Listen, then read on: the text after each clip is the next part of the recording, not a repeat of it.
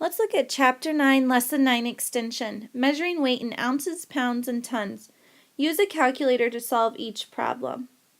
I think, though, that you're gifted enough in order to do this by just solving the problem in simple problems to the side. You can use a calculator, though, to check your answers, but I need to see your work first. For number 1, how many seconds are in an hour? Well, I know that there's 60 seconds in a minute, and I know that there's 60 minutes.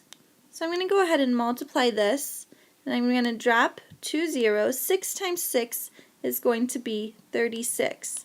So in 1 hour, there's 3,600 seconds. Remember to include your label. Now it wants to know how many seconds are in a day.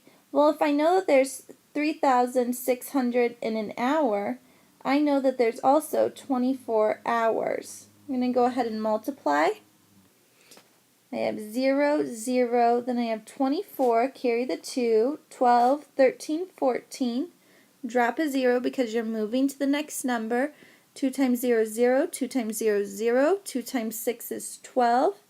Carry the 1, 2 times 3 is 6, plus 1 is 7. I'm going to go ahead and add this, and I have 0, 0, 4, 6, and 8.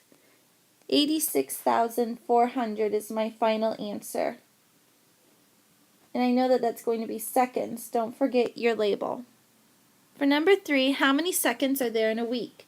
I'm then going to take 86,400, since I know that's how many there are in a day, and I'm going to multiply that by 7 because there's 7 days in a week. So I have 0, 0, I have 28, carry the 2. 7 times 6 is 42, plus 2 more is going to be 44. And then I know 7 times 8 is 56, plus 4 more is going to be 60. So I know that there are 604,800 seconds in a week. How many seconds are there in a year? Now I'm going to take 604,800, and I'm going to multiply that by 365 days because that's how many days there are in a year. I have 5 times 0 is 0, 5 times 0 is 0, 5 times 8 is 40, carry the 4, 5 times 4 is 20, plus 4 is 24, carry the 2, 5 times 0 is 0, plus 2 is 2, 5 times 6 is 30. I'm going to my next number, so I'm going to drop 1 0. 6 times 0 is 0, 6 times 0 is 0, 6 times 8 is going to be 48. Carry the 4, it's already up there for you this time. 6 times 4 is 24, plus 4 more is going to be 28. Carry the 2, which is up there. 6 times 0 is 0, plus 2 more is going to be 2. 6 times 6 is going to be 36. Remember to keep your lined up numbers equal so you don't have a problem when you get to adding. Since we're moving on to the 3, I need to drop 2 zeros. 3 times 0 is 0. 3 times 0 is 0. 3 times 8 is 24. Carry the 2. 3 times 4 is going to be 12, plus 2 more is 14. Carry the 1. 3 times 0 is 0, plus 1 is 1. 3 times 6 is 18. Now I'm going to go ahead and add all of this. And I have 0, 0, 0. Drawing a line through it is helping me keep track of what I'm adding. 4 plus 8 is going to be 12. Carry the 1. 1 plus 2 is 3. Plus 8 more is 11. Plus 4 more is 15. Carry the 1. 1 plus 0 is 1. Plus 2 more is 3. Plus 4 is going to be 7. 3 plus 6 is 9, plus 1 more is 10, carry the 1. 1 plus 3 is 4, plus 8 more is 12, carry the 1. 1 plus 1 is going to be 2. So your answer is 220,752,000 seconds in a year. We're now going to move on to a bag of chips weighs 8 ounces. How many bags of chips weigh 10 pounds?